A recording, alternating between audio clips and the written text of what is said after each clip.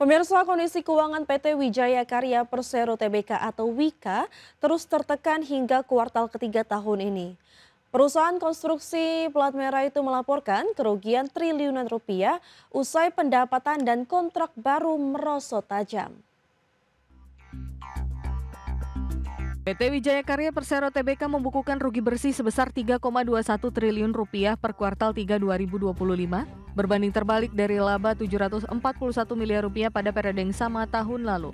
Pendapatan bersih turun 27% menjadi 9,09 triliun rupiah dari sebelumnya 12,54 triliun rupiah. Penurunan terdalam terjadi di segmentasi infrastruktur dan gedung yang anjlok hingga 40% secara tahunan. Wika juga hanya mampu mendapat kontrak baru 6,19 triliun rupiah, anjlok 60% dibandingkan tahun lalu.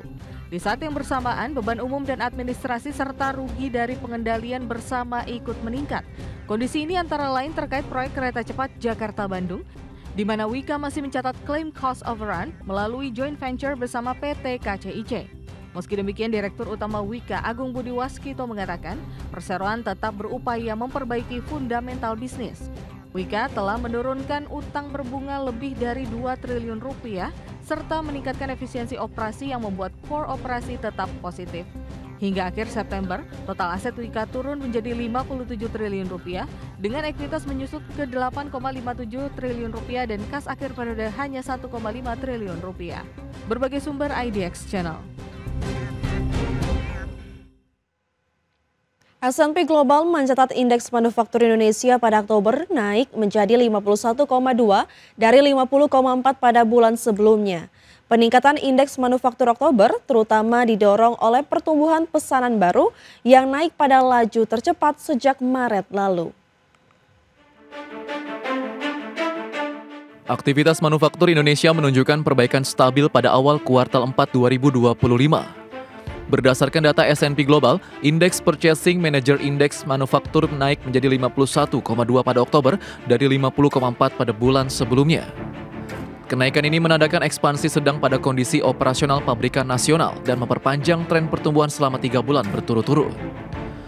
Dalam keterangannya, ekonom S&P Global Market Intelligence Usama Bati menyebut peningkatan terutama didorong oleh pertumbuhan pesanan baru yang naik pada laju tercepat sejak Maret lalu. Lonjakan pesanan baru bersumber dari permintaan domestik, sementara permintaan ekspor justru menurun 2 bulan beruntun akibat lemahnya pasar global. S&P Global mencatat peningkatan penjualan mendorong kenaikan ketenaga kerjaan dan aktivitas pembelian, meski volume produksi masih cenderung datar. Kinerja pasar tenaga kerja juga membaik, jumlah tenaga kerja meningkat 3 bulan berturut-turut dan pada Oktober mencatat laju tercepat dalam 5 bulan terakhir. Beberapa produsen meningkatkan kapasitas guna mengimbangi permintaan baru, sementara sebagian lainnya memanfaatkan stok yang ada untuk memenuhi pesanan dan menyebabkan persediaan barang jadi sedikit menurun. Namun tekanan biaya produksi meningkat tajam.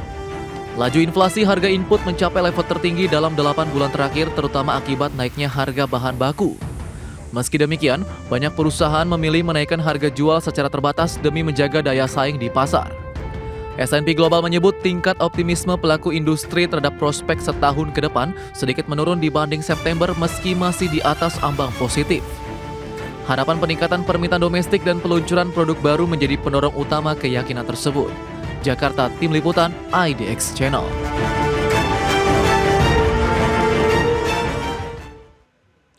Pemirsa, Badan Pusat Statistik mencatat neraca perdagangan September 2025 surplus 4,34 miliar US dollar. Ini menjadi surplus 65 bulan berturut-turut sejak Mei 2020. Dalam keterangannya, Deputi Bidang Statistik Distribusi dan Jasa BPS Puji Ismartini menyebut surplus pada September ini ditopang surplus komoditas non-migas sebesar 5,99 miliar US dollar. Dengan komoditas utamanya lemak dan minyak hewani dan nabati, bahan bakar mineral, serta besi dan baja. Sementara neraca perdagangan migas tercatat defisit 1,64 miliar US dollar dengan komoditas penyumbang defisit minyak mentah dan hasil minyak. Secara kumulat, neraca perdagangan pada Januari hingga September 2025 mencatatkan surplus 33,48 miliar US dollar, lebih tinggi dari periode yang sama tahun lalu yang mencapai 22,18 miliar US dollar. Pada September 2025, neraca perdagangan barang mencatat surplus sebesar 4,34 miliar US dollar.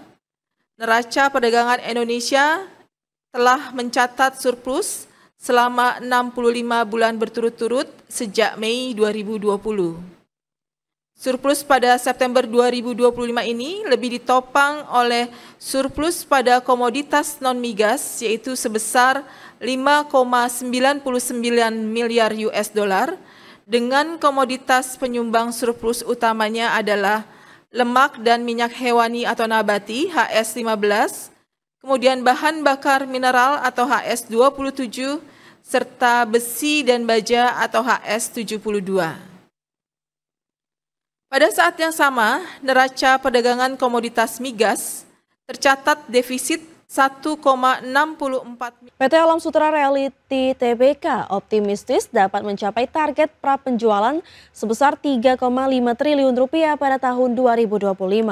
Optimisme didukung oleh kelanjutan insentif pemerintah, peluncuran produk baru, dan strategi pemasaran yang fokus pada hunian modern dan lokasi strategis. PT Alam Sutera Realty Tbk optimistis dapat mencapai target prapenjualan sebesar 3,5 triliun rupiah. Hingga September 2025, Astri telah mencatat realisasi marketing sales atau prapenjualan sebesar 2,1 triliun rupiah. Angka ini menunjukkan pencapaian positif dalam memenuhi permintaan pasar properti di tengah kondisi ekonomi yang dinamis. Strategi pemasaran Astri menekankan fitur hunian yang modern dan inovatif, serta lokasi yang mudah diakses sehingga mampu menarik minat konsumen yang mencari tempat tinggal dengan kenyamanan dan kemudahan. Selain itu, dukungan insentif pemerintah di sektor properti turut membantu memperkuat daya beli konsumen dan mempercepat proses penjualan produk-produk baru yang diluncurkan Astri sepanjang tahun ini. Dengan kombinasi strategi pemasaran, produk inovatif, dan dukungan pemerintah, Astri optimistis dapat mengejar target prapenjualan 3,5 triliun rupiah hingga akhir tahun 2025. Berbagai sumber IDX Channel. PT Vale Indonesia Tbk atau Inco mencatat kenaikan laba bersih 3% menjadi 52,8 juta US dollar atau sekitar 871 miliar rupiah hingga kuartal 3 2025. Peningkatan tersebut ditopang oleh penjualan nikel matte dan biji saprolit yang lebih tinggi.